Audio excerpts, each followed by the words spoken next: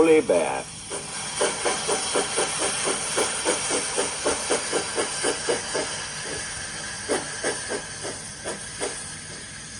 Gangers had been cutting the line-side grass and cocking it.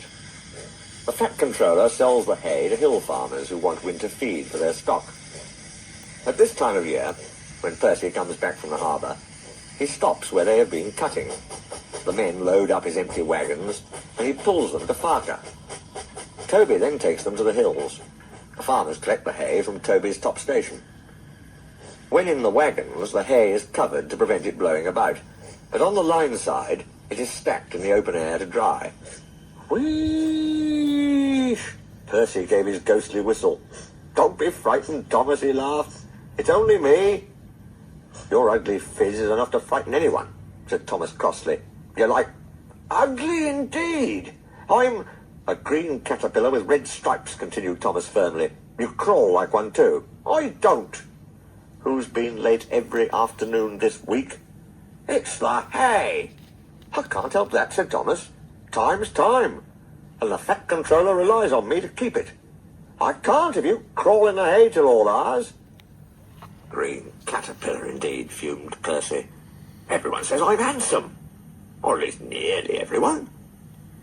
Anyway, my curbs are better than Thomas's corners." He took his trucks to the harbour and spent the morning shunting. "Thomas says I'm always late," he grumbled. "I'm never late. Or at least only a few minutes. What's that to Thomas? He can always catch up time further on."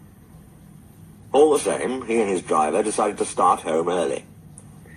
It was most unfortunate that just before they did, a crate of treacle was upset over him. They wiped the worst off, but he was still sticky when he puffed away. The wind rose as they puffed along. Soon it was blowing a gale. "Look at that!" exclaimed his driver. The wind caught the piled hay, tossing it up and over the track. The gangers tried to clear it, but more always came. The line climbed here. "Take a run at it, Percy," his driver advised. So whistling warningly, Percy gathered speed. But the hay made the rails slippery, and his wheels wouldn't grip. Time after time he stalled with spinning wheels and had to wait till the line ahead was cleared before he could start again. The signalman climbed a telegraph pole. The station master paced the platform. Passengers fussed, and Thomas seethed impatiently. 10 minutes late. I warned him. Passengers will complain. And the fat controller. The signalman shouted. The station master stood amazed. The passengers exclaimed and laughed as Percy approached. "Sorry, I'm late," Percy panted. "So I should hope," scolded Thomas. But he spoilt the effect as Percy drew alongside. "Look what's crawled out of the hay," he chortled. "What's wrong?" asked Percy. "Talk about hairy caterpillars," puffed Thomas as he started away. "It's worth being late to have seen you." When Percy got home, his driver showed him what he looked like in a mirror. "Bust my buffers," exclaimed Percy. "No wonder they all laughed. I'm just like a woolly bear. Please clean me before Toby comes." But it was no good.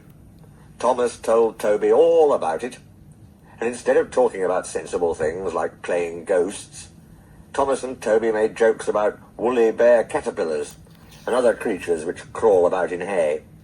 They laughed a lot, but Percy thought they were really being very silly indeed.